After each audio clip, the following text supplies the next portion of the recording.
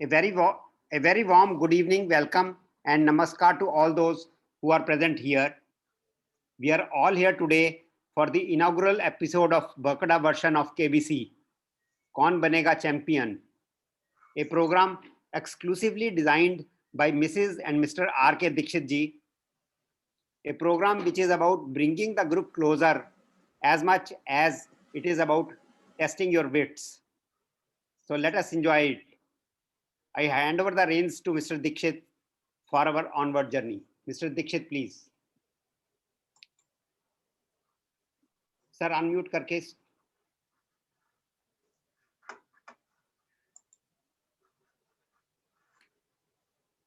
Sir, unmute करिए दीक्षित जी. Sir, you are on mute. भैया. हाँ जी. अरविंद जी बहुत बहुत धन्यवाद. ये एक प्रोग्राम हमने जैसे कि इसकी झलक पहले भी दिखा चुके हैं जब हमारी हाउसी हो रही थी, तो अब ये फुल फ्लेज प्रोग्राम है. इसमें आज के हमारे हॉट सीट पे धवन साहब और मिसेस धवन है और मिस्टर मिसेस धीमान है. ये श्रृंखला चलती रहेगी अगर आप लोगों को अच्छी लगेगी तो. और इसमें हम किसी की इंटेलिजेंस या आईक्यू टेस्ट का ये नहीं है. ये आप हंसी मजाक लीजिए इसको और ये समझिए कि एक दूसरे को पास लाने के लिए, एक दूसरे की टुगेदरनेस के लिए ये प्रोग्राम हमने अरेंज किया है. तो अगर अच्छा लगे तो बाद में अपने ग्रुप दीजिएगा. ये इसका नाम रखा कौन बनेगा चैंपियन. एक्चुअली करोड़पति हम कर सकते थे, पर प्रॉब्लम क्या है कि हमारे लोगों में अगर करोड़पति बन गए तो उनको हार्ट फेल हो सकता है, प्रॉब्लम आ सकती है. इसलिए हमने कहा करोड़ों का काम नहीं करेंगे, हम चैंपियन ही केवल बनाएंगे. तो हमारी पंच लाइन है सर्वे भवन्तु सुखिनः सर्वे सन्तु निरामयाः, may all be happy, may all be free of disease. आज की हॉट सीट पे है Kamlesh Dhawan and Shri S C. Dhawan. Quiz master है Madhu Dikshit and R K. Dikshit and computer experts और जज हैं मधु अग्रवाल एंड अरविंद अग्रवाल.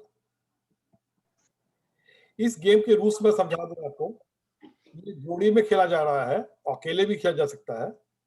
इस टोटल 13 सवाल होंगे और सभी सवाल अटेम्प्ट करने होंगे. कोई ये नहीं है कि बीच में कोई कहे कि भाई अब आप क्विट कर सकते हो. नहीं, क्विट नहीं करना है. आपने 13 सवाल पूरे जवाब देने. मैक्सिमम स्कोर 200 का होगा और हर एक सवाल 10 का या 20 का होगा. जो इसमें शुरू के जो हल्के सवाल होंगे जो 10 के होंगे उसमें अग्रवाल जी 10 तक गिनती गिनेंगे और 20 के होंगे उसमें 20 तक गिनती गिनेंगे. इसमें 4 हेल्पलाइंस हैं, पर हेल्पलाइंस जब भी यूज की जाएंगी तो नंबर आधे हो जाएंगे. 5 नंबर का रह जाएगा या 10 नंबर का रह जाएगा.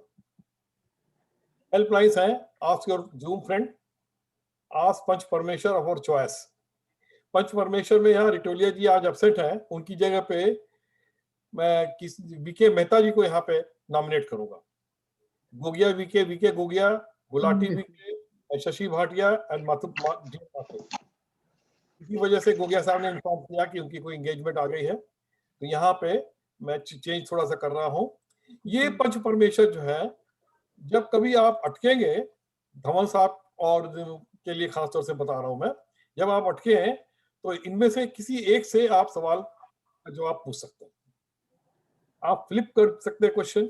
अगर आपको नहीं समझ में आ रहा है तो एक अगला सवाल बताइए. तो और 2 गेसेस कर सकते हैं. एक बार एक गेस कर सकते हैं, दूसरा गेस कर सकते हैं. परंतु जब भी आप हेल्पलाइन यूज करेंगे तो आपके नंबर आधे हो जाएंगे. नंबर की टोटलिंग जो है अरविंद अग्रवाल जी करेंगे. ये देखिए यहाँ पे हमारे डॉन है, डॉन धवन साहब की आप फोटो देख रहे हैं ना. ये हमने कुछ होली के रंग धवन के संग 1-2 फोटो है जो आपके लिए लगाई हैं. यहाँ धवन साहब है, यह शाम मस्तानी जरा दारू पिए जा. मिस्टर गिल बैठे हुए हैं साथ में और मिस्टर पीछे भी लोग हैं. पुरानी यादें आ रही है ना. और मैं चाहूंगा कि धवन साहब अपनी फैमिली को खुद इंट्रोड्यूस करें. धवन साहब अनम्यूट करके थोड़ा अपना बताइए।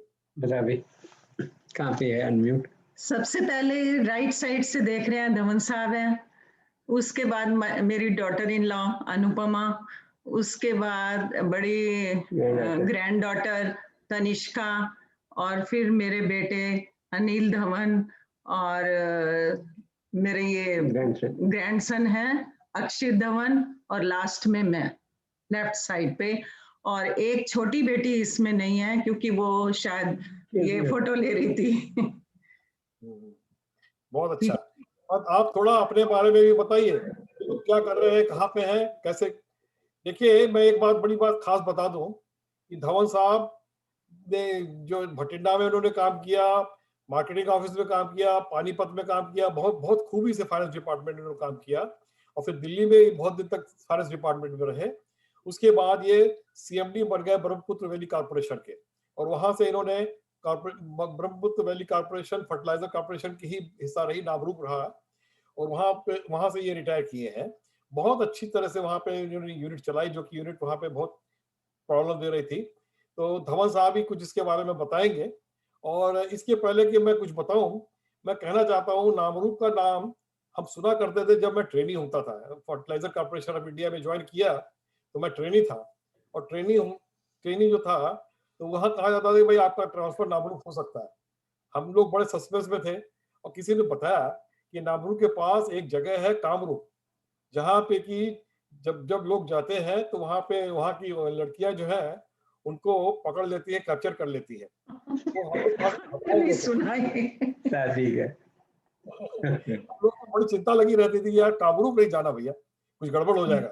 तो ऐसी ऐसी खतरनाक जगह से धवन साहब होकर आए हैं। मैं इन्हीं की जवानी को सुनना चाहता हूँ। धवन साहब प्लीज बताइए। दीक्षित साहब and Mrs Dixit, our friends, good evening. मैंने आपको बताया कि 77 में मैंने एनएफएल ज्वाइन किया। Prior to that I was in HMT Srinagar. I served in Srinagar also, in Delhi also, in HMT. After May 77, I joined National Fertilizers as a assistant accounts officer. Then I was 83, I was transferred to Delhi, Chandigarh, marketing. Then again 86, again Bhatinda. And 90, I was again transferred to Delhi. And 90, I came in Panipat. I have served in Panipat 10 years, departments. I have a good cooperation from all the HODs, from my seniors. I work with Shri Prem Kumar ji, Mr. Talwar Sahab, and Mr. Avtar Singh ji. They were very nice people and they are so kind. After that, I was transferred in 2000 in corporate office and head office. I served as a chief general manager of finance. Lastly, I went to Brahmaputra Fertilizers. Brahmaputra Fertilizers, we have achieved the targets. I got a good cooperation from Arun Dixit as well as VK Gaur. We have a very good team there. We have achieved the results, and we have converted the unit into surplus cash there. This is a very interesting story. When I joined NFL, I have not applied through proper channels.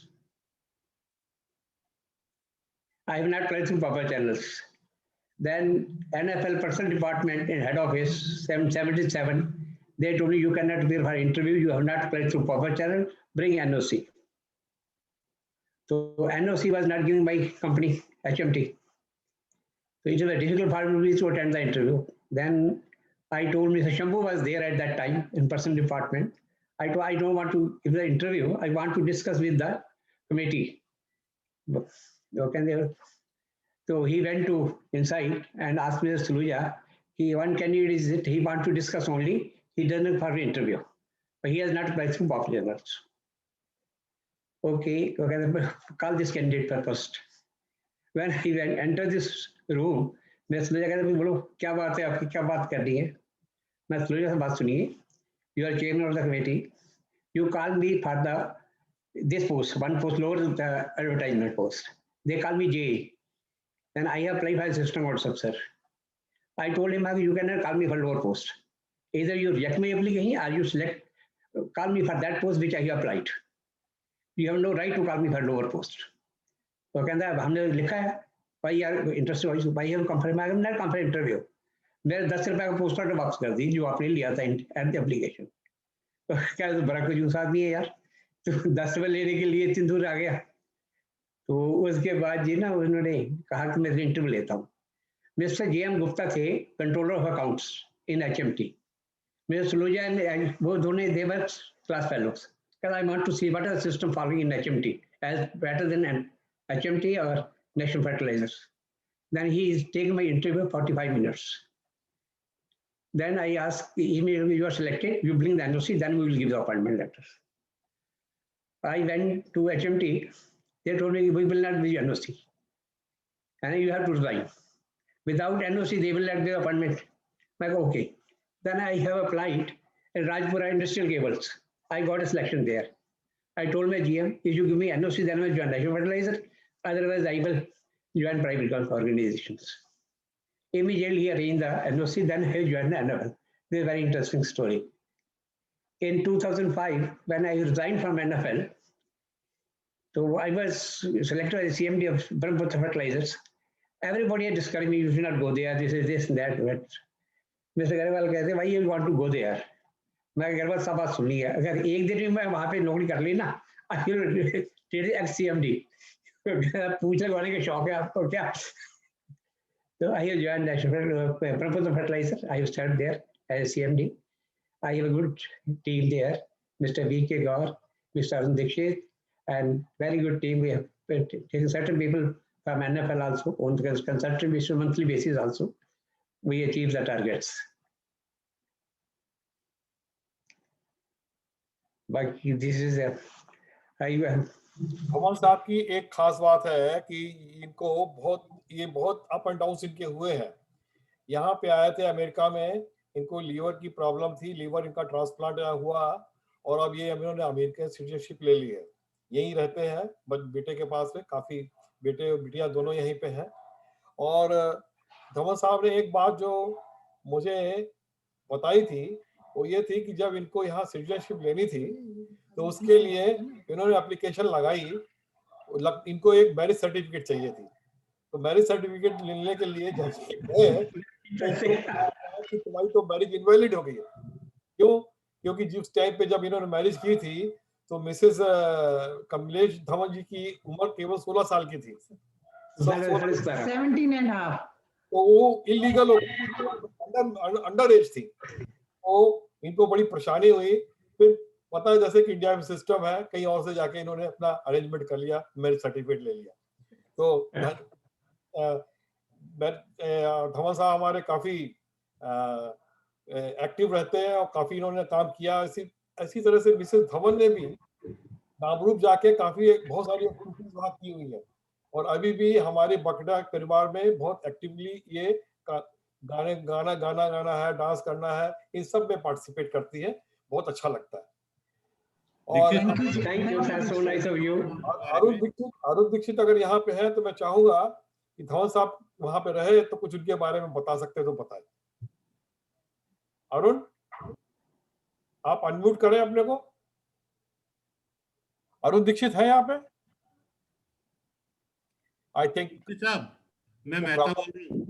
हाँ, क्या कहना चाह रहे हैं sir? हाँ नमस्कार। और धवन साहब के बारे में कुछ बताना चाहते हो या आप कुछ किया तो बताइए जरा।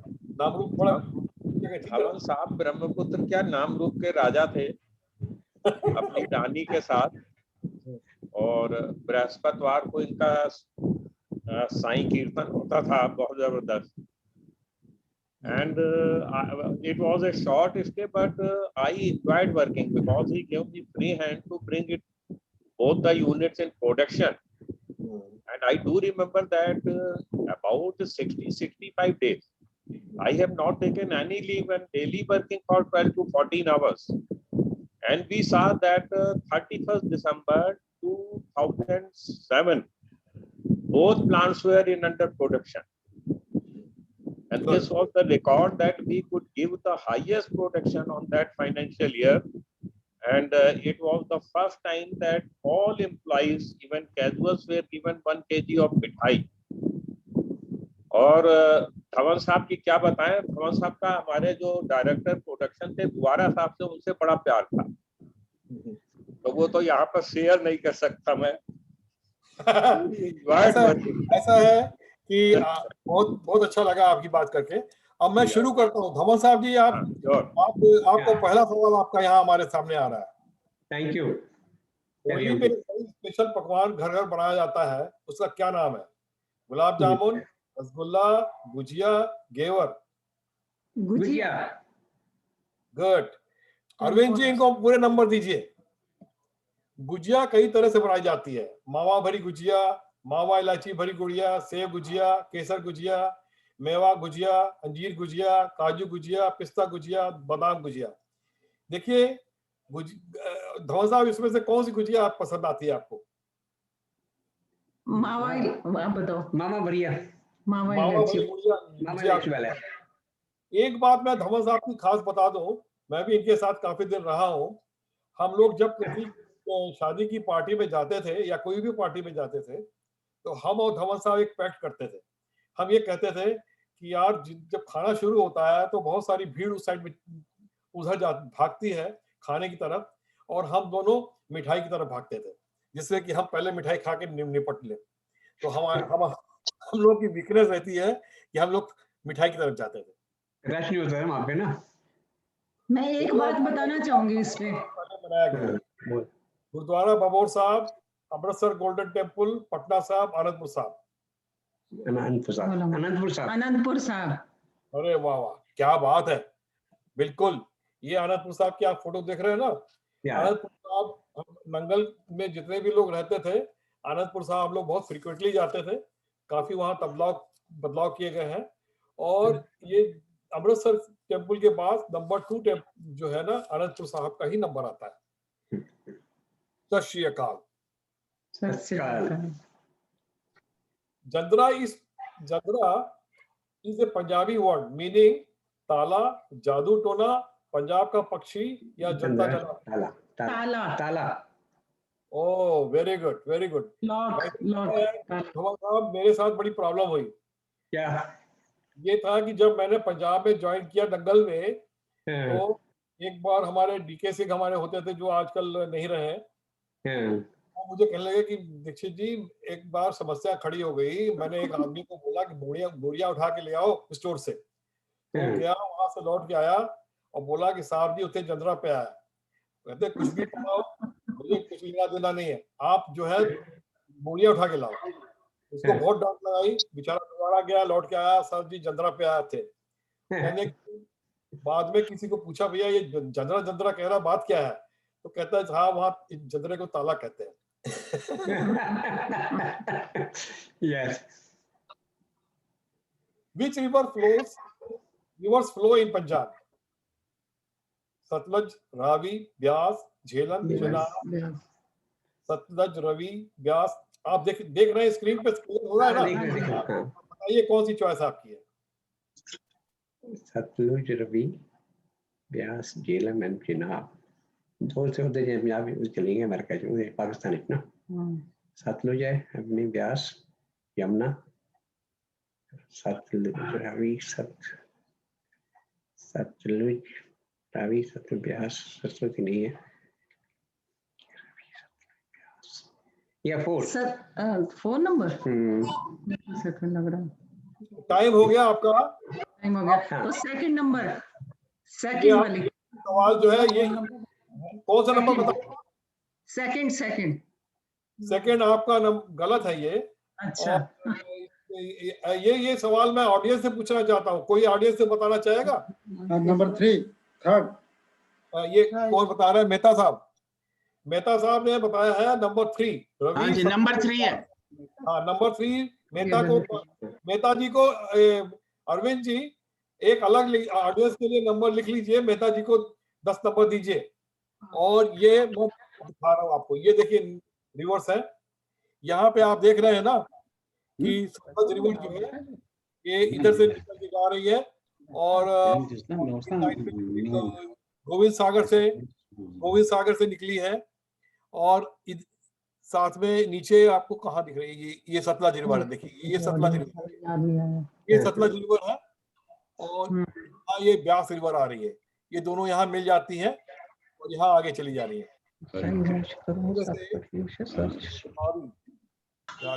हो गया। हाँ, ये रावी ऊपर है, ये रावी यहाँ पे, ये दिख रहा है, ये पास में लिए ना, रावी है, ये ब्यास है और ये सतलज रिवर है जो गोविंद सागर के पास से दिख रहा है। यमुना गलत हो गया ना, यमुना दिल्ली में। देखिए साहब, एक मिनट, जस्ट हाँ, 1 मिनट। हाँ। ऐसा है, ओरिजिनली पंजाब में 5 रिवर्स थी, तभी इसका नाम था पंजाब। वो रिवर्स थी सतलुज, रावी, ब्यास, झेलम एंड चिनाब। तो झेलम और चिनाब अब पाकिस्तान में है और बाकी 3 रिवर जो हैं वो इंडिया में हैं। बिल्कुल ठीक बात है, सही कह रहे हैं आप है।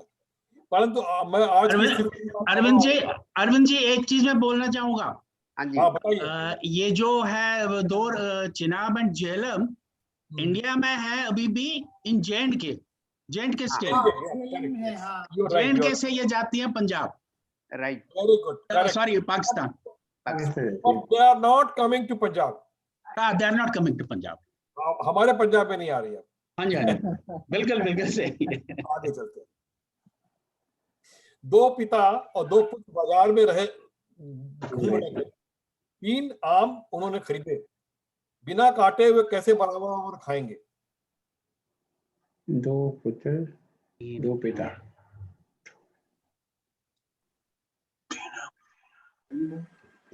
बात हो गई ना, एक ही हो, 2 कैसे हो सकती है? टाइम देखते जाइएगा। एक एक ही खाएंगे, 2 पिता तो हो ही नहीं सकते। हम ऑडियंस स्पोर्ट लेंगे, ऑडियंस स्पोर्ट। ऑडियंस पोल नहीं, आपको सरपंच में से कोई पूछ लीजिए। हाँ, सरपंच जो भी। अरविंद जी काउंटिंग बंद कर दीजिएगा। सरपंच हाँ। कौन है बताइए? तो कौन है? आपको सरपंच बताए गए थे, हाँ हाँ है, नाम लिखे हुए हैं। ये उनमें से एक किसी को पूछ लीजिए। गोगिया साहब। अच्छा, गोगिया नहीं है, ठीक है, मैं तय कर लूं। नहीं, माथुर साहब। माथुर साहब आप बताएंगे? अनम्यूट करें। माथुर साहब अनम्यूट करिए। I won't be able to respond. Sorry. Thank you. तो और देखिए, ले सकते हैं। अब आपकी एक लाइफ लाइन चली गई है, दूसरी लाइफ लाइन बताइए। दूसरी, flip the question. Oh, flip the question. अच्छा चलो ठीक है। इसके पहले कि फ्लिप करें, मैं इसका आंसर बता रहा हूँ।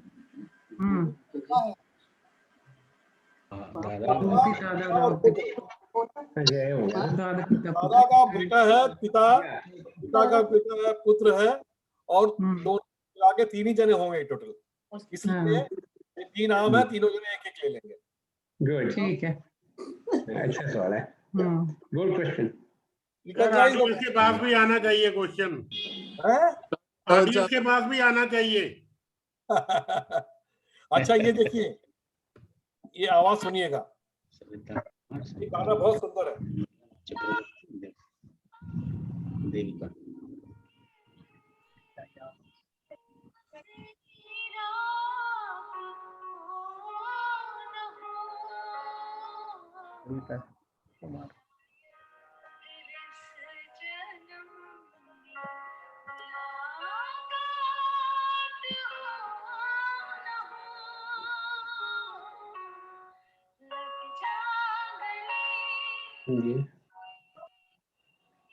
हाँ जी, ये नीलम चक्रवर्ती जी की आवाज है। पूरा गा लेने दीजिए, अच्छा लग रहा है।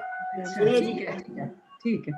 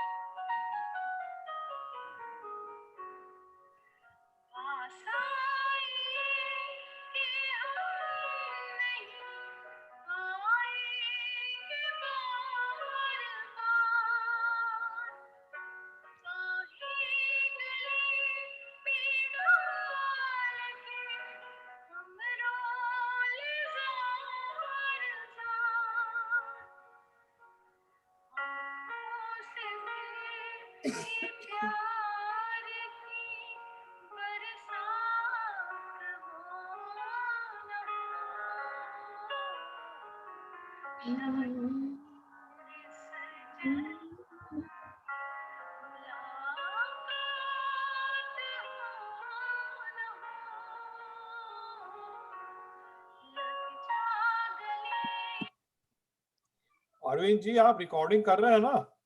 हाँ जी सर, प्रोग्राम रिकॉर्ड हो रहा है सर। एक मिनट, ये बताइए कि अब तक कितने नंबर आ गए धवन साहब के? सर जब आप स्क्रीन शेयर करते हैं ना जी, उस टाइम पे बॉटम लेफ्ट कॉर्नर में एक जगह पे साउंड लिखा होता है, उसके ऊपर एक बॉक्स होता है। अगर आप उसको टिक मार्क कर देंगे ना जी तो साउंड बाकी सबको बेटर मिलेगी। आगे के लिए मैं बता रहा हूँ, है ना? ठीक, थैंक यू वेरी मच। आप सर सैंपल केबीसी में भी यही क्वेश्चन था सर। केबीसी में भी यही क्वेश्चन था। धवन ये साहब, सवाल का जवाब तो उन्होंने दे दिया, नीलम जी बताया, नीलम चक्रवर्ती। धवन साहब ने अभी तक 5 क्वेश्चंस हुए हैं। पहले 3 क्वेश्चन इनके करेक्ट थे, चौथा गलत हो गया था, और 5th जो था वो फ्लिप ऑप्शन से लिया है इन्होंने, तो इसमें इनको 5 नंबर मिले हैं, तो टोटल अभी तक 35 नंबर हुए हैं। ये छठे का आंसर भी है ना? ये इसका भी आंसर हो गया ना? नीलम हो गया, नीलम। ये तो 5th हुआ ना, उसी को। ओके, आप ठीक है, थैंक यू। आगे चलते हैं हम लोग। हाँ जी, गावा जी आप कुछ कह रहे थे, बताइए। गावा जी आप कुछ कह रहे थे? हाँ जी, जो सैंपल केबीसी था ना उसमें यही सेम क्वेश्चन था। कोई बात नहीं, फिर क्या हो गया? अब ये बताइए धवन साहब, क्या है? When all alone, all at once I saw a crowd, a host of golden daffodils, besides the lake, beneath the trees, fluttering and dancing in the breeze. Who is the writer? ये आपने बहुत कविता बहुत famous है और पढ़ी होगी जब आपने छोटे क्लासों में। तो मैं जानना चाहता हूँ कि अगर कुछ हमारे सिलेबस में नहीं थी वैसे तो। हमारे सिलेबस में नहीं थी। अच्छा, तो इसी से ले लीजिए, आप वो ले लीजिए, सहायता ले लीजिए। अरे जहां तक मेरा ख्याल है विलियम वर्ड्सवर्थ है। आपकी 2 लाइनें खत्म हो चुकी हैं, और आप बताइए आपका कोई जूम फ्रेंड भी है यहाँ पे जिसको आप जूम फ्रेंड डाउनलोड करेंगे? नहीं, ऐसा किसी को अभी बोला नहीं है, इसलिए नहीं होगा। तो जहां तक मेरा आंसर है विलियम वर्ड्सवर्थ, जो यहाँ पे है उनमें से किसी को बोल दीजिए। विलियम वर्ड्सवर्थ लग रहा है मुझे, पर फिर भी मैं पक्का बताइए। बाबा जी को ले लीजिए। रटोलिया जी की जगह पे कौन है? रटोलिया जी की जगह पे नहीं, पंच परमेश्वर तो खत्म हो गया। अच्छा, कौन सी लाइन जी? फिर से मुझे कौन सी लाइन? आप 2 चांस ले सकते हैं। हाँ जी, दो चॉइस दे सकते हैं आप। तो फिर मैं मिसेस दीक्षित की ले लेती हूँ, मेरी फ्रेंड है। नहीं नहीं नहीं नहीं नहीं नहीं, आप दो चॉइस ले सकते हैं। अच्छा, अब यहाँ लीजिए आप। दो आंसर इसमें। अच्छा, 2 आंसर दे सकती हूँ, ठीक है, ओके ओके। 10 करिए। एक तो थर्ड तो है ये विलियम्स वर्ड्सवर्थ और ठहरिए, आपने जो आंसर दिया है वो ठीक है, विलियम वर्ड्सवर्थ, यही आंसर है। हाँ, यही है मेरा। Thank you. ओके सर, जी। ये इस क्वेश्चन के भी मार्क्स हाफ हो गए हैं 5। क्यों? आप कैसे मैंने तो पहले विलियम्स वर्ड ही दिया, दूसरी चॉइस ली ही नहीं है। नहीं आपने आपने ऑप्शन तो ले ली थी ना जी, ऑप्शन तो ले ली थी। ठीक है, ओके। तो ठीक किया था, ऑलमोस्ट पहुंच गए थे। यहाँ तो गावा जी भी हाथ उठा रहे थे। गावा जी, आपको पूरी कविता पता है और चाय लाने पता है? नहीं पता, चलो कोई बात नहीं, आगे चलते हैं। Quit India movement was started in the year 1942। Options हैं, बताइए। 1942, 8 अगस्त 1942। वेरी गुड, 1942 से पूरे नंबर मिल गए आपके। हाँ जी, वो तो ऐसे ही कटवा दिए डैफोडिल्स वाला। सर नंबर के बारे में मिसेस दीक्षित कुछ बताएंगी आपको। सर नंबर कितने हैं इस क्वेश्चन के? 7th क्वेश्चन है ये कितना 6 हो चुके हैं ना? हाँ जी, तो इसके फिर 20 नंबर का हो गया, ये 20 का हो गया। ये क्विट इंडिया मूवमेंट 8 अगस्त को वर्धा में पास हुआ था। 9 अगस्त को ये शुरू हुआ और मैं सब जानते हैं quit India movement. Gandhi ji ने इसमें एक स्लोगन दिया था, डू और डाई। और गांधी जी जैसे अहिंसावादी के लिए इतना स्ट्रॉन्ग स्लोगन यूज करना, इसके पीछे एक कहानी थी कि 1946 में क्रिप्स मिशन आया था। स्टैफर्ड क्रिप्स एक का मिशन आया था और उसका रीजन था कि वर्ल्ड वॉर 2 चल रहा था और इंडिया की हेल्प चाहिए थी, तो इसलिए ये मिशन आया था कुछ कॉन्स्टिट्यूशनल रिफॉर्म्स के साथ। खास बात, 4 बातें जो उस मिशन ने कही। इंडिपेंडेंस, भाई आवाज बंद करिए प्लीज, म्यूट कर लीजिए। हाँ बताइए। 4 बातें ये थी कि एक तो ये कहा कि हाँ ठीक है, पावर ट्रांसफर की जाएगी। दूसरी बात ये कही कि डिफेंस पावर तो ट्रांसफर की जाएगी, लेकिन कब की जाएगी इसकी कोई डेट नहीं बताई। दूसरी बात इसमें ये कही थी कि डिफेंस ब्रिटेन के हाथ में ही रहेगा। तीसरी बात ये कही कि पावर तो ट्रांसफर होगी लेकिन India will be part of Britain domain. और चौथी बात कही थी कि एक कॉन्स्टिट्यूशनल असेंबली बनेगी जो कॉन्स्टिट्यूशन बनाएगी। लेकिन इसको किसी भी लीडर ने स्वीकार नहीं किया, क्योंकि एक तो डेट नहीं बताई थी कि कब दी जाएगी, पावर ट्रांसफर होगी, और डिफेंस इंग्लैंड ने अपने पास ही रखा। गांधी जी ने इसके लिए क्रिप्स मिशन के लिए एक बड़ा फेमस कोट हम आज भी कोट करते हैं।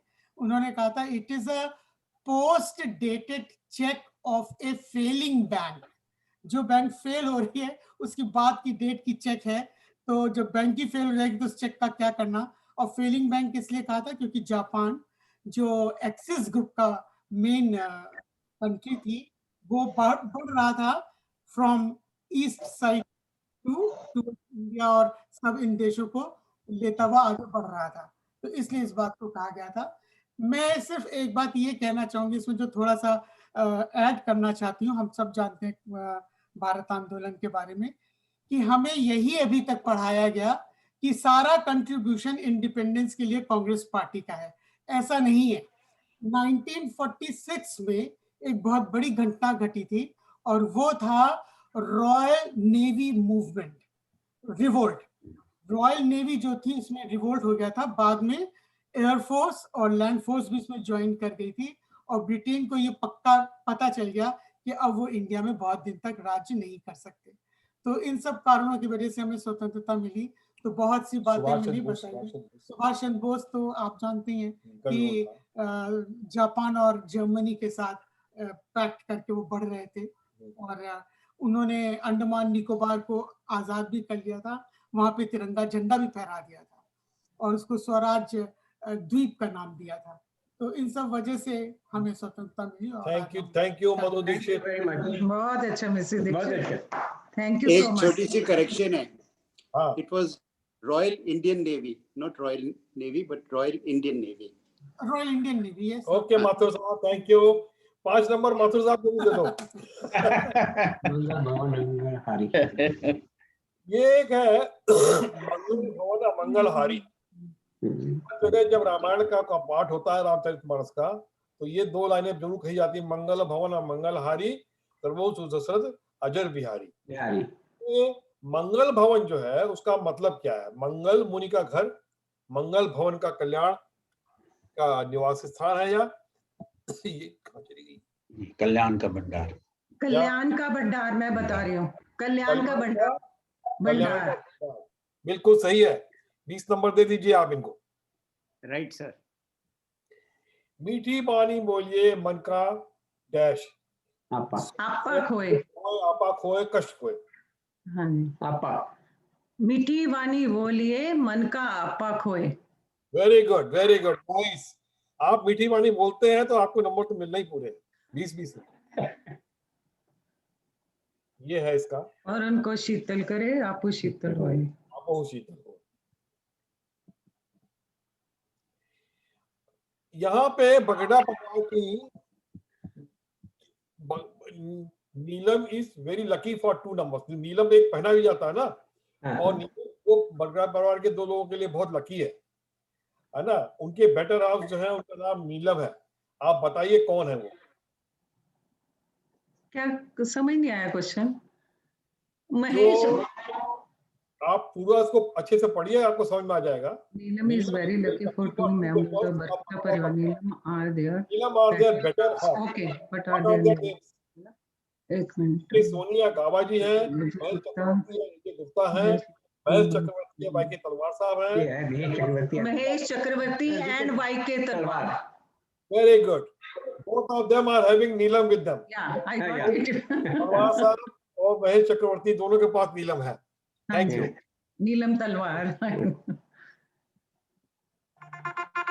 ये बहुत ही सुंदर कविता है, जिसको कि यहाँ मैंने आपको दिखा रहा हूँ। रणवीर चौकड़ी भर भर कर चेतक बन गया निराला था, राणा प्रताप के घोड़े से पड़ गया हवा का पाला था, जो तनिक हवा में बाघ हिली लेकर सवार उड़ जाता था, राणा की पुतली फिरी नहीं तब तक चेतक मुड़ जाता था। ये कविता राणा प्रताप के घोड़े चेतक के बारे में है। राणा प्रताप कहाँ पर और किसके विरुद्ध युद्ध कर रहे थे, आप बता सकते हैं? हल्दी घाटी में। हल्दी घाटी अकबर है ना? हल्दी घाटी अकबर के साथ है, वो तो पक्का ही है। नॉलेज आपकी बहुत बढ़िया है धवल साहब, थैंक यू वेरी मच। नहीं कि अकबर के साथ तो था ही, बट हल्दी घाटी वो वहां पर था ही। हल्दी घाटी और अकबर के साथ हुआ ना? हाँ जी। ठीक है, थैंक यू। ये देखिए महाराणा प्रताप है, हमेशा इन्होंने इतनी कहते थे कि इन्होंने हाथ की रोटियां खाई, इतना इनको कष्ट झेलना पड़ा और लड़ाई नहीं लड़ी। नाक में दम। सर 1 मिनट लूंगा। हाँ बताइए। ये जब लॉकडाउन स्टार्ट हुआ है उससे जस्ट पहले हम और धिमांस हम लोग राजस्थान का ट्रिप करके आए थे, तो हम लोग स्पेशली हल्दी घाटी में वो जगह देखने गए थे। अच्छा। हल्दी घाटी में वहां पे जो मिट्टी है ना जी, वो आप उसको हाथ लगाइए, वो बिल्कुल हल्दी है एकदम, बिलीव नहीं कर सकते आप, इतनी बढ़िया हल्दी। मतलब वो देखने में ऐसे लगता है कि किसी ने हल्दी डाल रखी है वहां पे। Very good, very it is really very funny और इंटरेस्टिंग। और घोड़े की वहां पे समाधि बनी हुई है इनकी, चेतक की। ग्रेट। अच्छा बिल्कुल। Very good, thanks for the information Arvind ji. यही एक मकसद है हमारा यहाँ पे मीटिंग करने का। Good, very good. वहां पे युद्ध हुआ था जहाँ पे ये 20,000 बंदे मारे गए थे, वहां की मिट्टी अभी भी लाल है। वहां का पुल बन गया था, देखा होगा अरविंद अग्रवाल ने। वहां पे तालाब बना हुआ है, वो सारा तालाब लाल हो गया था। उस दिन बारिश हो रही थी। अगला सवाल है, व्यास ऋषि किसके पुत्र थे? कुंती के, सत्यवती के, मंदोदरी के, द्रौपदी के? सत्यवती के। व्यास ऋषि किसके पुत्र थे? सत्यवती के। बिल्कुल सही आंसर है। हाँ जी। व्यास ऋषि का नाम था कृष्ण द्वैपायन, है ना? और व्यास, व्यास का मतलब होता है कंपाइलर, जो कि कंपाइल करते हैं। इन्होंने क्या किया कि जब व्यास ऋषि के समय तक वेदों को कंपाइल नहीं किया गया था, और इन्होंने कंपाइल करने का काम किया वेदों को, इसीलिए इनका नाम वेद व्यास भी है। और कृष्ण द्वैपायन इनका नाम था। इनकी स्पाउस का नाम था वाटिका, और इनका एक पुत्र था शुक था। और ऐसा था कि धृतराष्ट्र, पांडव और विदुर, ये नियोग से इन्होंने पैदा किए थे, है ना। इसकी बड़ी लंबी चौड़ी कहानी है, फिर कभी बताएंगे। और प्राशद ऋषि जो थे, ये इन्होंने प्राशद ऋषि के ये पुत्र थे। प्राशद ऋषि और सत्यवती का आपको कहानी पता होगी कि जब, तो उसको लंबी चौड़ी में कहानी नहीं बताऊंगा, और फिर कभी बताएंगे इसको। और ये महाभारत इन्होंने लिखा और गीता लिखी है, इसलिए फेमस हुए। भरत, ये आप करो, ये आपको ऐड करना है भाई साहब। एक मिनट ठहरो, कितनी आया? इसका आंसर 13 है। नहीं आप अच्छा, दोबारा से देखें। ये आपको ये तीनों को ऐड करके है, बताना है कौन सा सही है। अच्छा, ये गणित का सवाल है, कौन सा हमारे फाइनेंस के आदमी है। आप करो भाई। 5/13 को जोड़ के कितना लाइफलाइन बची है? लाइफलाइन है, डी आएगा इसका। डी है, श्योर डी आएगा। बी डी कह रहे हैं। डी, हाँ। धवन साहब, अनफॉर्चुनेटली डी गलत है। कोई ऑडियंस में तो बताएगा? हाँ जी कौन बता रहा है? गावा साहब आप बताइए। ए है, ए 2/3 लाइफलाइन 2/3 वो ठीक है, इसका आंसर 2/3 है। मुझे लाइफलाइन नहीं देने दी। आई थॉट श्योर हो गया। बोल तो दिया, क्या बोलूं, चिंता नहीं की, क्या बोलूं। अरविंद जी, हाँ ये देखिए 1/3 1/3 सबको नीचे 30 कर दो, है ना। देखो इजी है ये, एग्जैक्टली 30 आएगा और 2/3 इसका आंसर बन जाता है। Thank you. बाबा जी को नंबर दे दीजिएगा भाई साहब। हाँ जी, हमारे नंबर उनको दे दीजिए।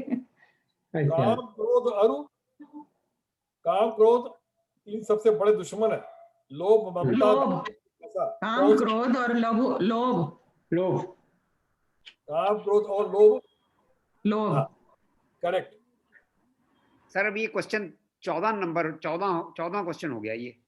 13। हाँ जी सर, 13 पूछने थे हमने। ये सवाल जो है, तो इन 13 तक का कर लो। ये सवाल अब आगे से मैं 2-3 सवाल ऑडियंस के लिए कर देता हूँ। हाँ जी, ठीक है, राइट। गीता में कुल कितने अध्याय हैं? कौन बताए? बताइए 18। अच्छा, आगे के लिए उनसे पूछ रहे हैं। बताइए। 18 क्या बने? 18। कौन बता रहा है ये? किसने 18 बताया? बताइए। 18 जी। सविता ने झाड़ू बोल रहा हूँ। सविता कुमार। सविता कुमार। आप बिल्कुल ठीक बोल रहे हैं। गीता में 18 अध्याय है। लेकिन एक बात मैं इसमें खास बता दूं कि पहला अध्याय तो इंट्रोडक्टरी है, और ऐसा होता था कि जितना भी पहले लिखा जाता था, तो सेकंड अध्याय एक इंट्रोडक्शन दिया जाता है, उसके बाद दूसरे अध्याय में जो कुछ पूरा बताना होता है वो सब दूसरे अध्याय में बता दिया उन्होंने, कि सारा कुछ समराइज कर दिया कि भाई ये हम बताने जा रहे हैं। और 18 अध्याय में जो कुछ पहले से लेके और 17 तक के अध्याय थे वो सारे बता दिए थे। इसमें सेंटर में जो है एक चैप्टर है, वो है 11वें नंबर का, जहाँ की भगवान ने खुद दर्शन दिए हैं, अर्जुन को दिव्य दर्शन दिए हैं। वो बहुत ही अच्छा है, और आप लोगों को मौका लगे कभी मैं बताऊंगा और दिखाऊंगा यहाँ पे। और ये भी तो कहा जाता है कि ये युद्ध 18 दिन चला था, तो 18 अध्याय इसके 18 दिन ये वाला युद्ध। तो ये ऑडियंस के लिए सवाल चल रहा है। नहीं, मैं वैसे ही आंसर दे रही हूँ। जी। अब मेरे ख्याल धवन साहब आपका नंबर खत्म हो गया है। मैं एक्चुअली एक यहाँ पे किसका है ये एक आपको बहुत बढ़िया वीडियो दिखाना चाहता हूँ, आप लोग बहुत लाइक करेंगे। मुझे अभी हाल ही में किसी ने भेजा है, नहीं नहीं ये वीडियो जो है, हाँ सॉरी, ये वीडियो तो बनाया हुआ है।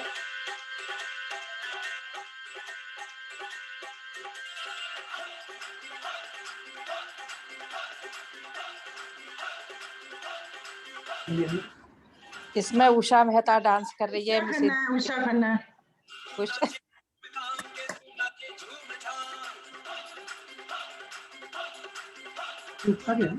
ये तो रमा जी की बेटी है शिखा, है ना?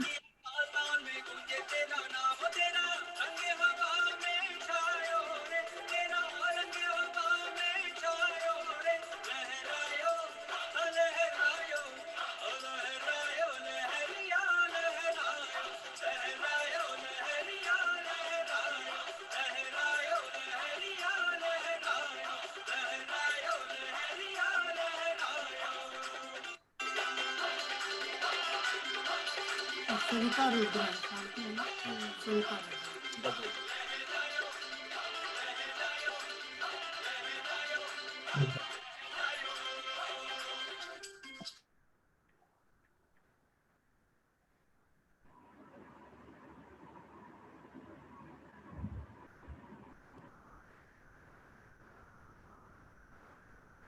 पानी को ज्यादा है ना, कल्चरल प्रोग्राम वगैरह सब।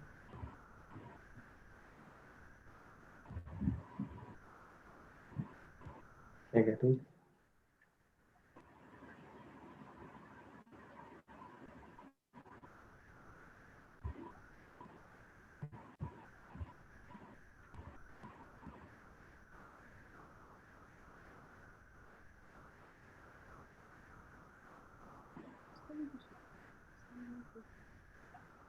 दीक्षा आवाज नहीं आ रही।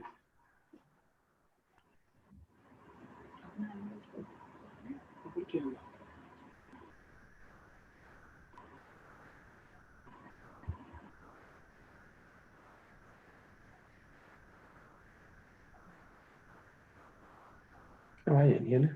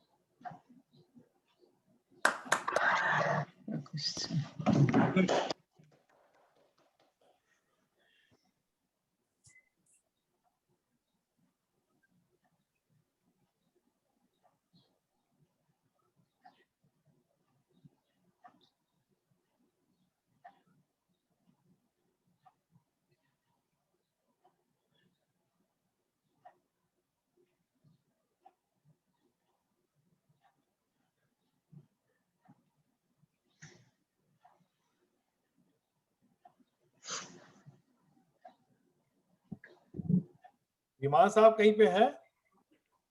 बिल्कुल सर, विमान साहब आवाज अनम्यूट कर दीजिए और अनम्यूट कीजिए अपने को और पेश हो जाइए।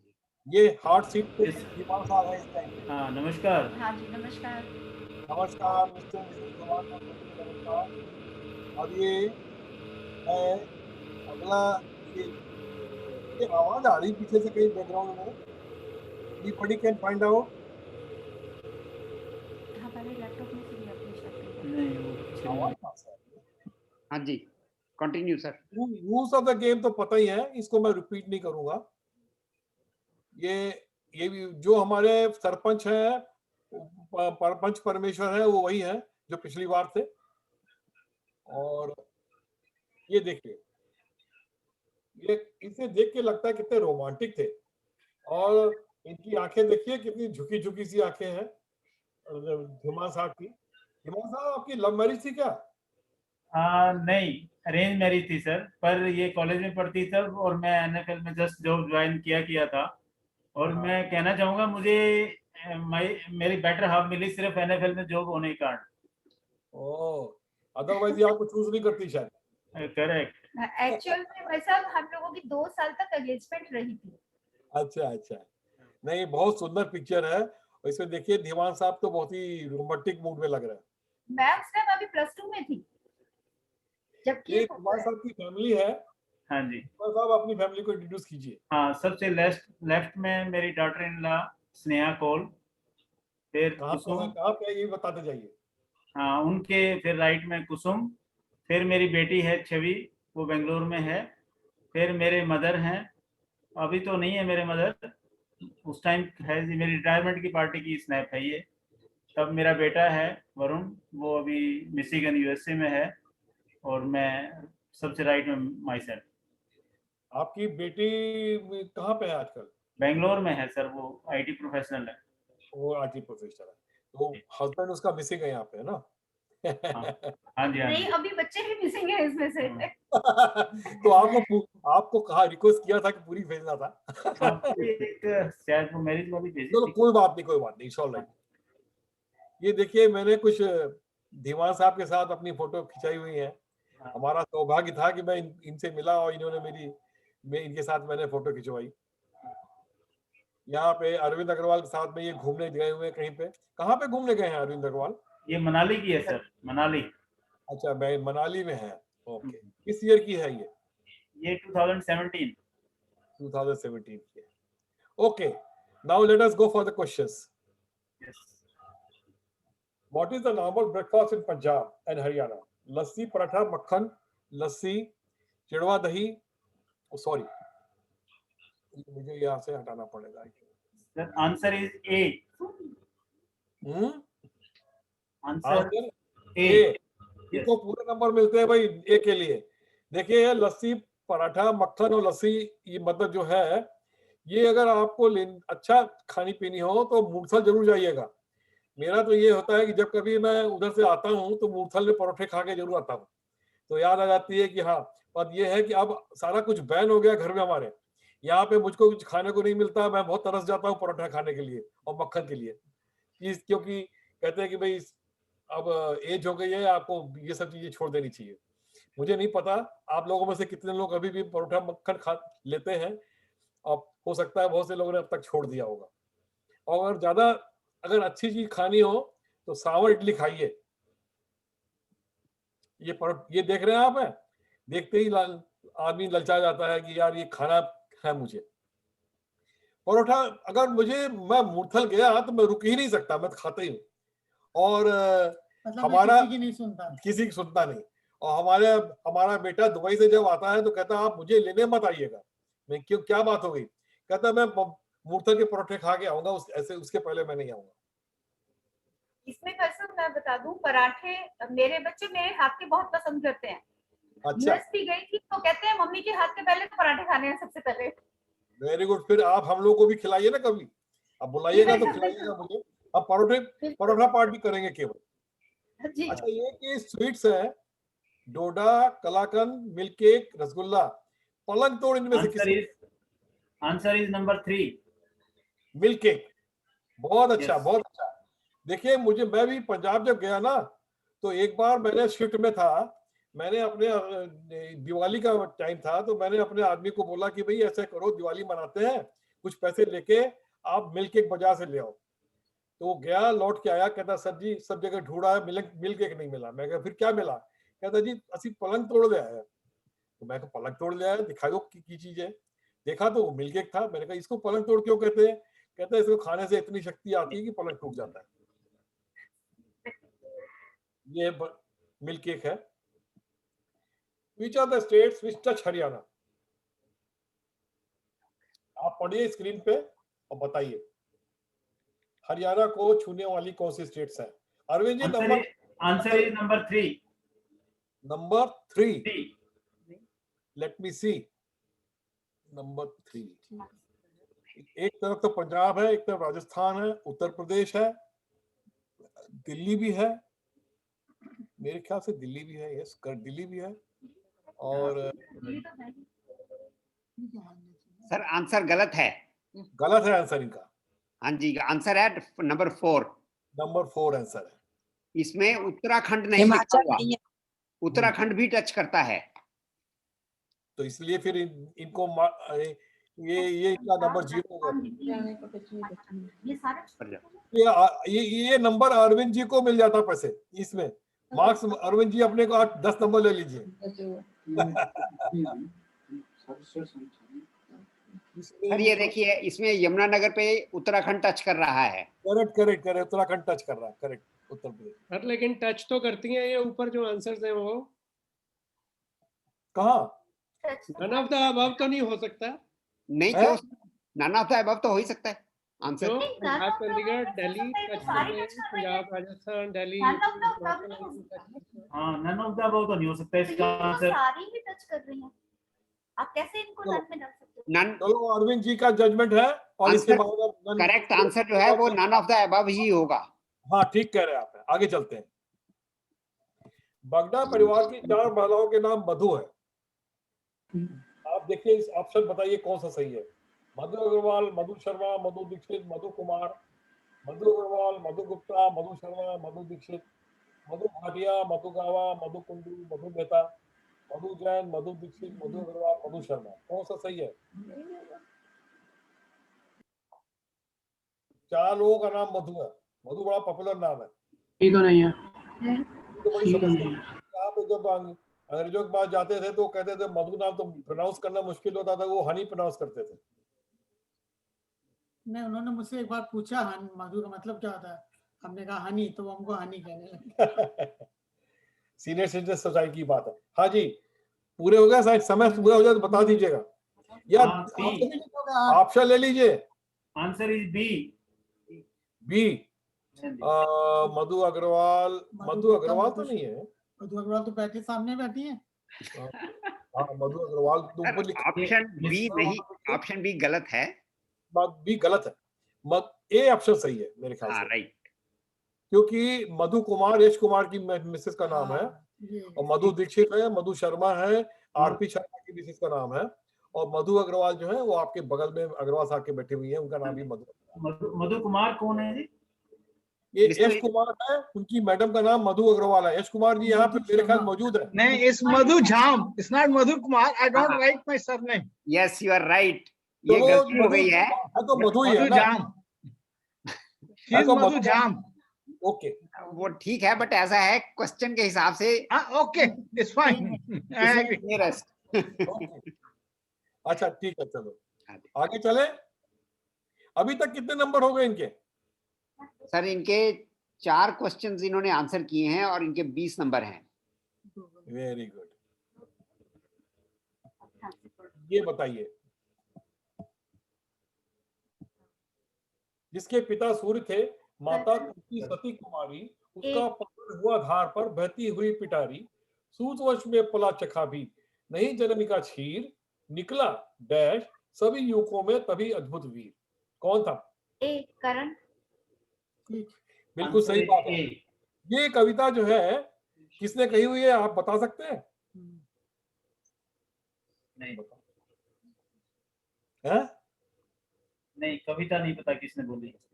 हाँ, ये कविता जो है इसकी रश्मि रथ कविता का किताब का नाम है, और इस कविता को रामधारी सिंह दिनकर ने लिखी है। फेमस कवि थे रामधारी सिंह दिनकर, है ना, उन्होंने ये कविता लिखी है। मैं इसकी 2-4 लाइनें आपको और बताना चाहता हूँ, बहुत ही सुंदर लाइनें हैं। ऊंच नीच का भेद न माने वही श्रेष्ठ ज्ञानी है। ऊंच नीच का भेद न माने वही श्रेष्ठ ज्ञानी है। दया धर्म जिसमें हो सबसे वही पूज्य प्राणी है। छत्री वही भरी हो जिसमें निर्भयता की आग। सबसे श्रेष्ठ वही ब्राह्मण है हो जिसमें तप त्याग। उन्होंने सारा डिमोलिश कर दिया कास्ट सिस्टम। तेजस्वी सम्मान खोजते नहीं गोत्र बतलाते। तेजस्वी लोग गोत्र नहीं बताते हैं, अपना सम्मान बताते हैं। तेजस्वी सम्मान खोजते नहीं गोत्र बतलाते। पाते हैं जग में प्रशस्ति अपना कर्तव्य दिखा के। हीन मूल की ओर देखकर जग गलत कहे या ठीक, वीर खींचकर ही रहते हैं इतिहासों में लीक। वीर लोग जो है इतिहासों में लीक क्रिएट करते हैं। और ऐसा था हमारा कर्ण, तो जिसको की अद्भुत वीर था, और इस कर्ण के ऊपर उन्होंने रश्मिवती किताब लिखी है, बहुत सुंदर किताब है। मैं आगे चलता हूँ। होलिका दहन कब होता है?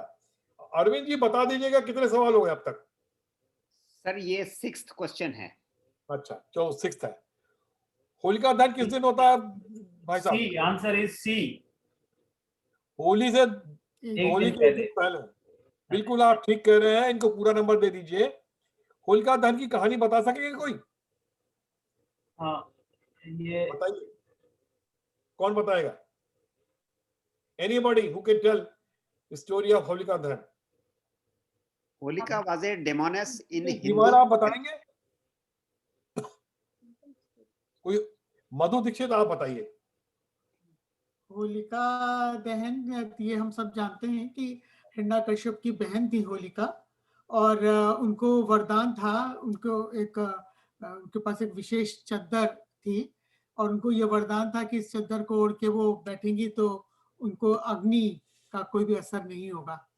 और प्रहलाद हिरण्यकश्यप का बेटा था, तो उसने भगवान शिव का, विष्णु का भक्त था, तो हिरण्यकश्यप कहते थे कि सिर्फ उनको ही भगवान माना जाए, लेकिन वो विष्णु को पूछता था।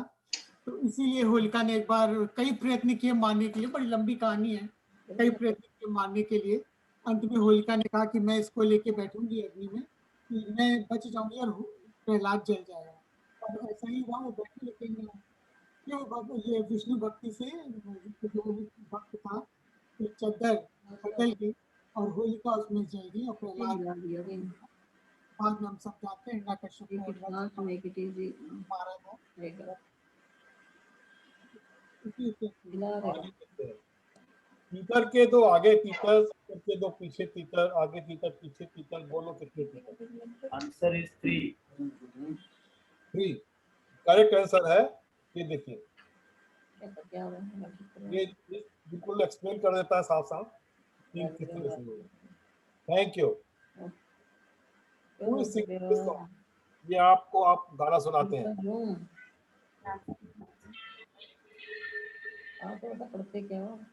आवाज मत करिए प्लीज, किसी की आवाज आ रही है।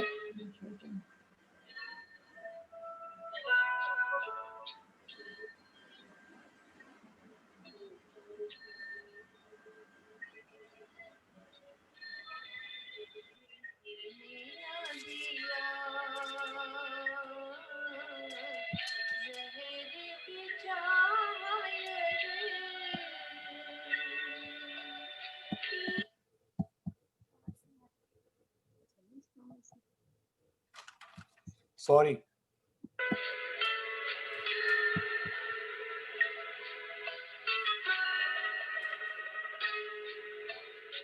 अरविंद किधर से इंप्रूव करते साउंड? नहीं सर, अभी कुछ नहीं हो पाएगा। अच्छा,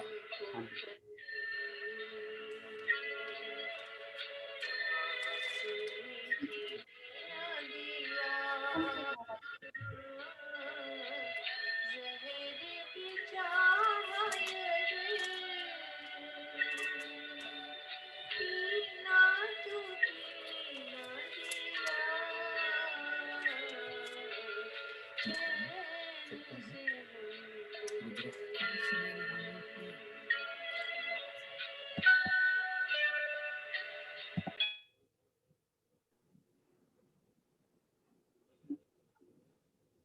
नहीं दे रहा है।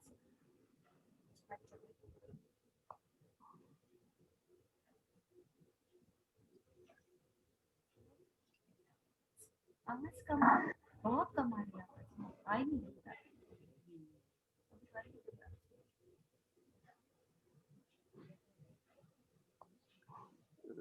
दीक्षित साहब आपका म्यूट हो गया है, आप म्यूट पे चले गए हैं।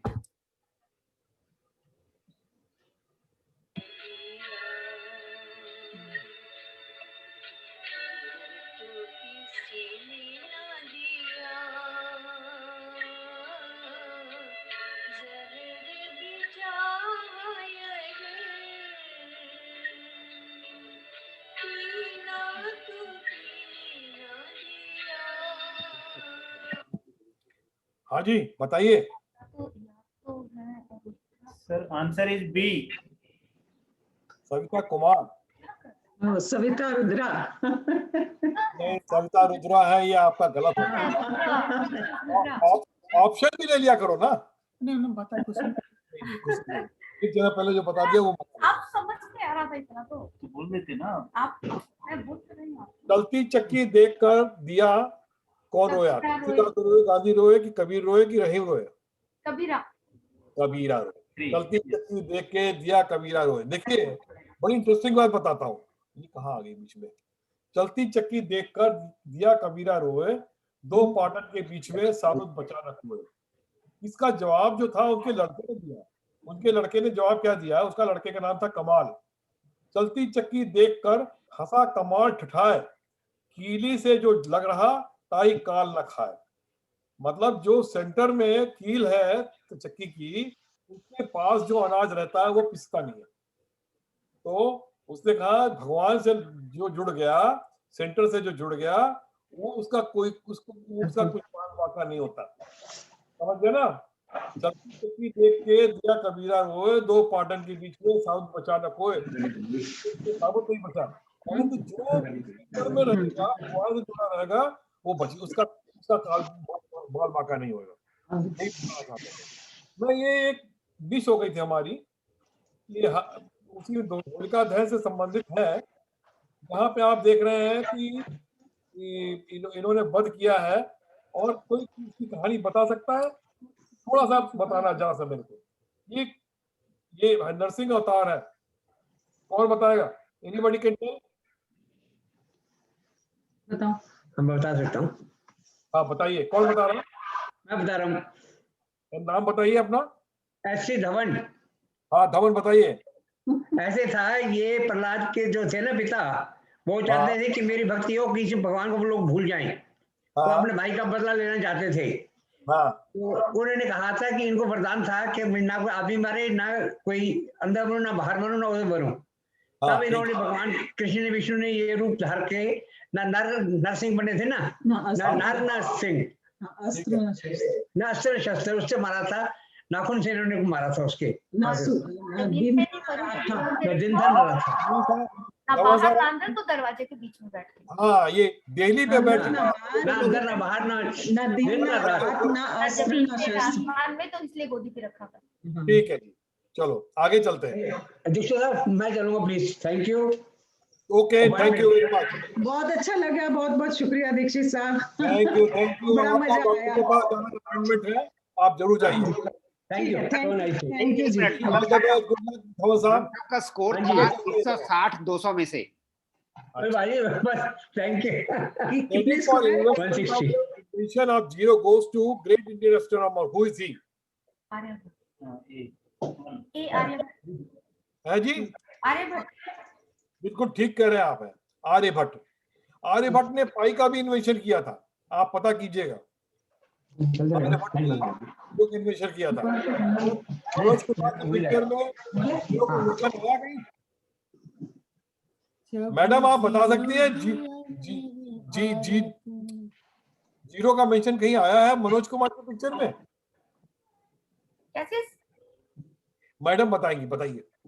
दो लाइन बता दीजिए। पूरब और पश्चिम पिक्चर थी मनोज कुमार की, उसमें हाँ, उसमें भी गाने में भी आया है। जब जीरो दिया मेरे भारत दुनिया को तब गिनती आई। तो ये we are proud of the fact that you and pi and एक बात और बताएंगे आपको चलते कि हमारे मैथमेटिशियंस ने बहुत बहुत चीजें दी हैं जो कि उजागर नहीं की गई।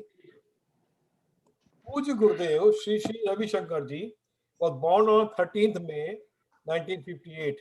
His name is Ravi Shankar. Was given by because 56 8 नहीं। ओके चलो 56 है, हो सकता गलती लगी हुई। और ये बताइए कि उनका नाम कैसे पड़ा ये मिसेस धीमान, क्योंकि हमारी हरियाणा प्रदेश की पूरी गुरु श्री श्री रविशंकर जी के मीडिया कोऑर्डिनेटर, हाँ कोऑर्डिनेटर है संस्था की, तो मैंने खास तौर से उनको पता है इस चीज का, तो मैंने सोचा कि उनसे क्यों ना पूछा जाए। बताएंगे आप? ऑप्शन दिए हुए नीचे।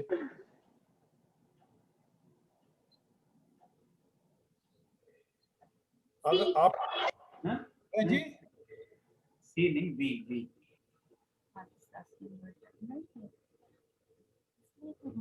मेरे ख्याल से आप लोग ऑप्शन भी अपने यूज कर रहे हो। टाइम हो गया क्या? हाँ जी टाइम हो गया सर। टाइम हो गया, इसके लिए तो टाइम मिलना नहीं चाहिए। सॉरी आपका गलत है सी। देखिए वो संडे वाले दिन पैदा हुए थे, इसीलिए उनका नाम रवि रखा गया। और एक बात और थी खास, इतवार को पैदा हुए थे, उनका नाम उनके पिता ने रवि रखा। और एक बात और थी कि आदि गुरु शंकराचार्य जो है वो भी 13 मार्च को पैदा हुए थे, तो चूंकि वो शंकर थे इसीलिए उनके नाम के आगे रवि शंकर जोड़ दिया गया, है ना। तो ये नाम गुरुजी 13 मई को हुए थे। 13 मई, मार्च गलत लिख दिया मुझे लगता, मुझे ऊपर में लिखा हुआ ना, वहां मार्च गलत लिखा है। 13 मई 1956। हाँ, और ये है कि उनका नाम रविशंकर, वैसे तो साउथ इंडियन थे, उनके पिताजी जो थे मद्रास के थे, परंतु उनका नाम उन्होंने रविशंकर रखा क्योंकि वो संडे वाले दिन पैदा हुए। और शंकर इसलिए रखा कि आदि शंकराचार्य का भी डेट ऑफ बर्थ वही था। और इनके नाम के आगे 2 बार श्री क्यों लगाया जाता है? अब ये तो पहले तो श्री तो एक नाम जैसे लगाते थे ना ये, तो श्री पंडित रविशंकर जी थे ना, एक म्यूजिशियन थे जो, उन्होंने ऑब्जेक्शन किया था कि मेरा नाम आप कैसे ले सकते हो, तो इन्होंने अपने नाम के आगे अपना श्री रविशंकर नाम रख के आगे फिर एक श्री ऐड किया था। नहीं ऐसा नहीं है, ऐसा नहीं है। मैं बताता हूँ इसका सही जवाब। बताइए। ऐसा है, साउथ इंडिया में ट्रेडिशन है कि जो भी सेंट होता है उसको श्री श्री बोलते हैं, 2 बार श्री लगाते हैं। ओके। और ये जो एक रीजन हो सकता है, लेकिन ये कोई भी आदमी सेल्फ प्रोक्लेम नहीं कर सकता। कुसुम जी और अरविंद जी आपस में डिस्कस करके अगली मीटिंग में मुझे बता दीजिएगा। नहीं वो भी हो सकता है, मैं अभी सरेंडर करती हूँ। अच्छा, ये इनको पद्म विभूषण मिला हुआ है, सबसे हाईएस्ट अवार्ड है, नेक्स्ट टू हाईएस्ट है 2016 में। उनको 16 अवार्ड्स मिले हैं भाई साहब। एक मिनट ठहरिए। कुसुम जी आप संक्षिप्त में इनके बारे में कुछ बताइए, अपनी एक्टिविटी बारे में बताइए। हाँ, गुरु जी के बचपन से ही थोड़ा सा हम शुरू कर लेते हैं, थोड़ा टच कर लेंगे।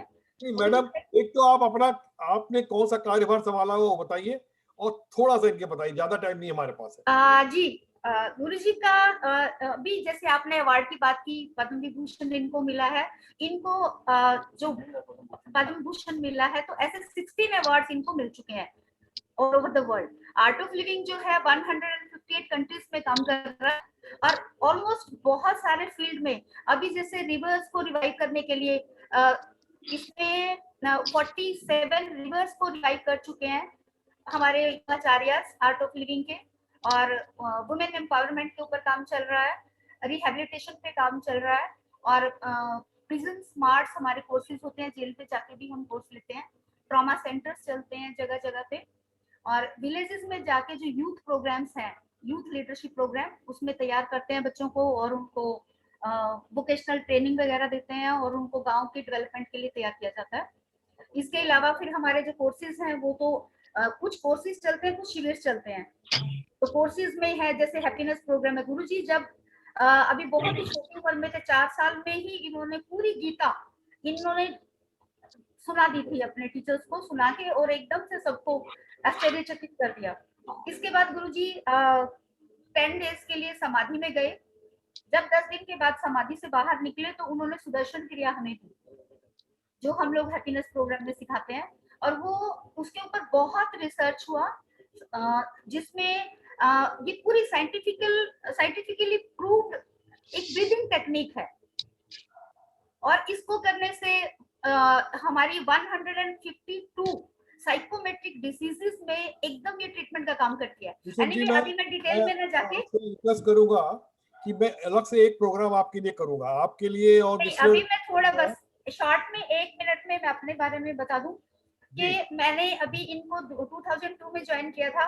2009 में मैंने कोर्सेज सिखाने शुरू किए, जिनमें मैं एक तो हैप्पीनेस प्रोग्राम लेती हूँ, एक मैं KYC जिसमें know your child, KYT know your teens, इसके अलावा और योगा, श्री श्री योगा प्रोग्राम है। इसमें 6-7 प्रोग्राम्स और हैं जो मैं मतलब जो टीच करती हूँ, ट्रेन करती हूँ जिनमें।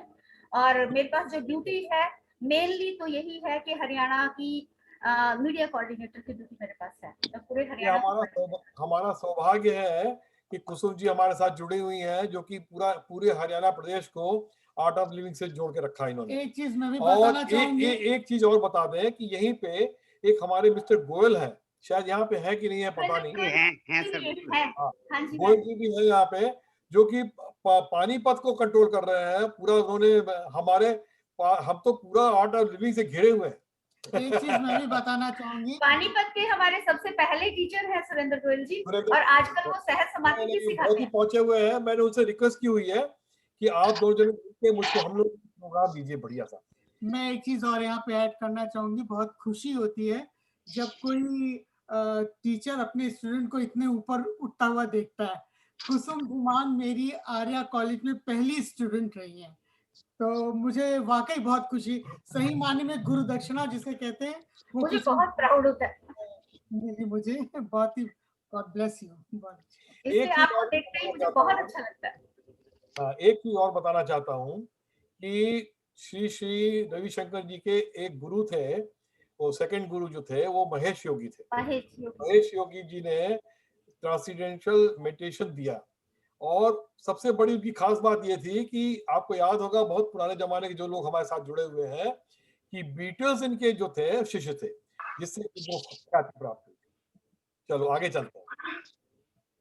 भीष्म पितामह का नाम क्या था? भीम, देवव्रत, वीरव्रत, सूर्य। देवव्रत, बिल्कुल ठीक आप कह रहे हैं। आप ये बता सकते हैं भीष्म पितामह उनका नाम क्यों पड़ा?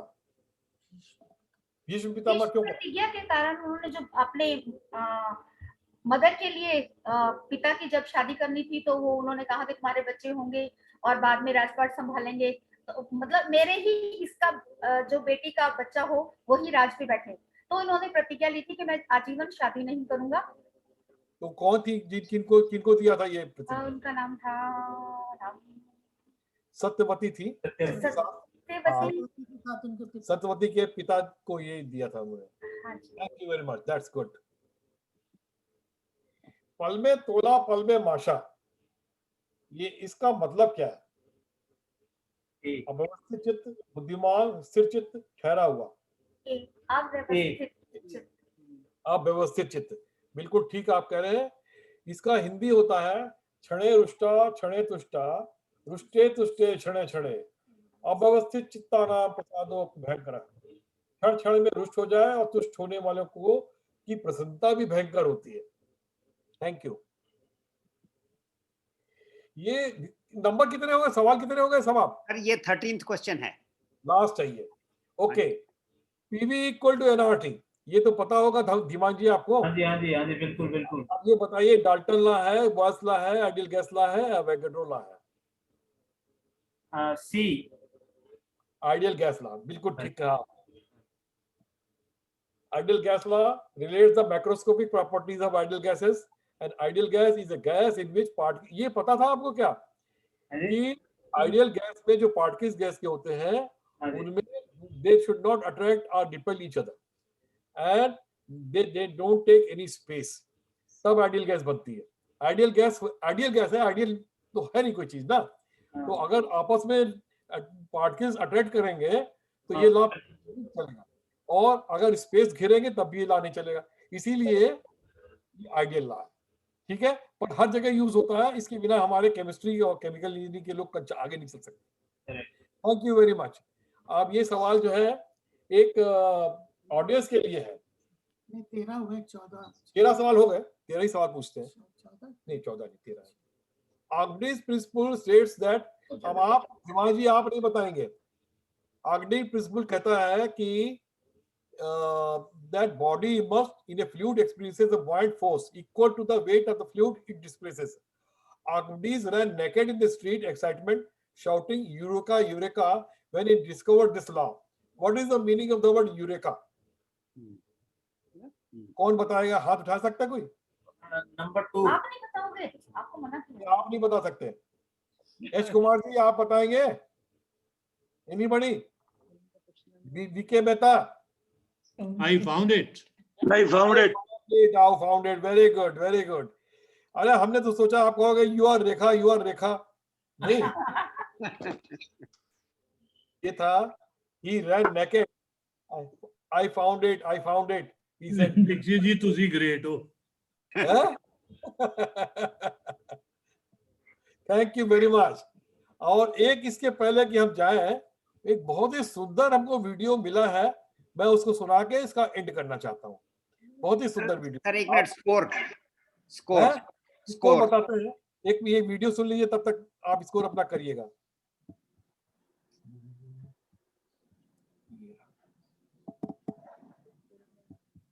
Hello everyone, this is Arij Mirza.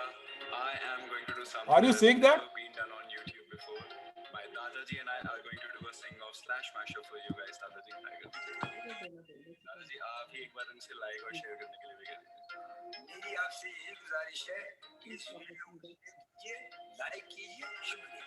Alright, let's do it. अच्छा दादाजी मैं कह रहा था थोड़ा इसके पास आके गा लीजिएगा। ये मतलब ठीक है नहीं, चलो म्यूजिक।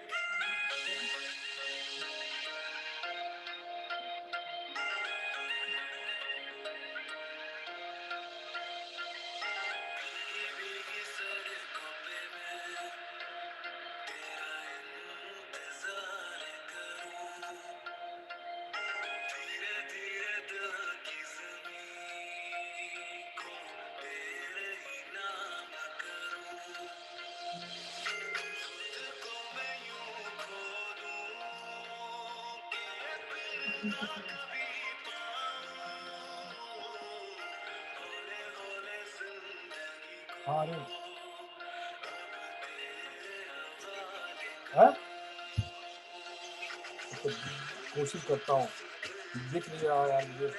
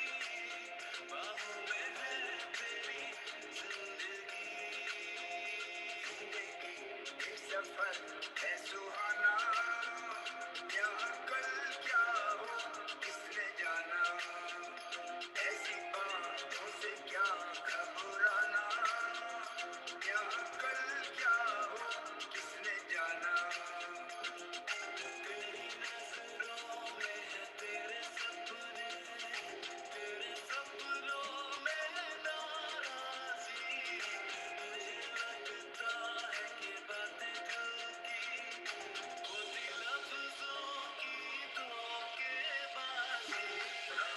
हुआ इकरार हुआ है प्यार से फिर क्यों डरता है दिल, कहता है दिल रास्ता मुश्किल मालूम नहीं है कहाँ मंजिल, हवा के जैसे चलती है तुम्हें रेत के जैसे उड़ता हूँ, कौन तुझे यूं प्यार करेगा जैसे मैं करता हूँ, तारीफ करूं क्या उसकी जिसने तुम्हें बनाया, तारीफ करूं क्या उसकी जिसने तुम्हें बनाया, ऐ खुदा मुझको बता तू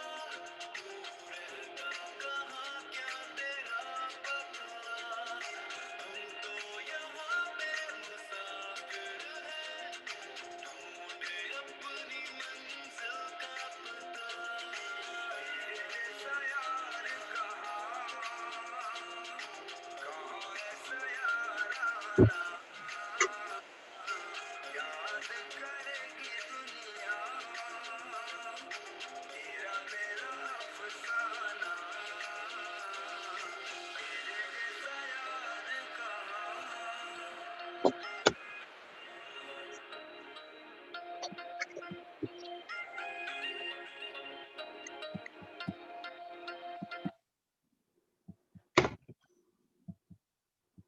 Wonderful. So we come to end of the program. Score बता दीजिए अरविंद जी। सर धीमांश का स्कोर है 140 out of 200। Very good, very good. और उनका भी बता दीजिए, पूरा बता दो। धवंस का स्कोर था 160। ऑडियंस में भी बता दीजिए। ऑडियंस में एक मिस्टर वी के मेहता ने क्वेश्चन बताया था, एक मिस्टर डी एन माथुर ने, एक मिस्टर एस के गाबा ने, और एक आपने बताया था अरविंद जी। नहीं मेरे को काउंट मत करिए। तो बताइए कितने हुए उनकी भी। मेरे 2 थे। हाँ आपके 2 हैं, राइट।